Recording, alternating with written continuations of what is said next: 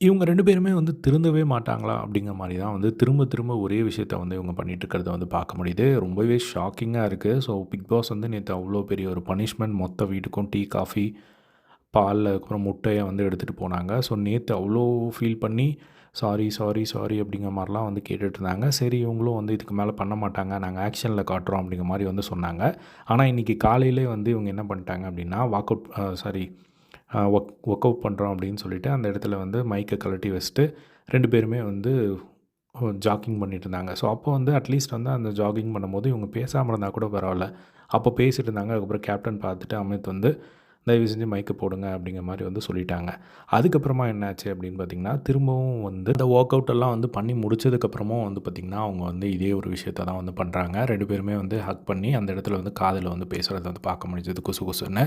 அத வந்து விக்கல்ஸ், விக்ரம், வியானாலாம் பார்த்துட்டு ஷாக் ஆகுறாங்க. என்னடா பண்றாங்க இவங்க? அப்படிங்கிற மாரி தான் வந்து இருந்தது. பார்க்குற ஆடியன்ஸ்க்கும் இவங்க இரிட்டேட் பண்ணுற மாரி தான் வந்து 2 பேருமே வந்து பண்ணிட்டுருந்தாங்க.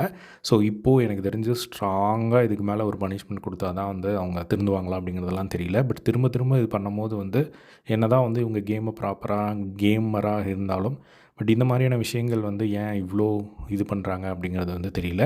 அப்படி என்ன பர்சனல் பேசுகிறாங்க அப்படிங்கிறதும் வந்து தெரியல. ஸோ இதுதான் வந்து பார்த்திங்கன்னா போயிட்டுருக்கு.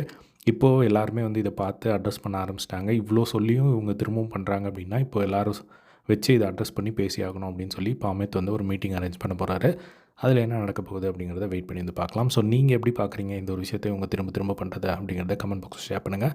இதே மாதிரி எல்லா பிக் பாஸ் லைவ் அப்படி தெரிஞ்சுக்க நம்மளோட சேனலை சப்ஸ்கிரைப் பண்ணி சப்போர்ட் பண்ணுங்கள். தேங்க்ஸ் ஃபார் வாட்சிங். பை.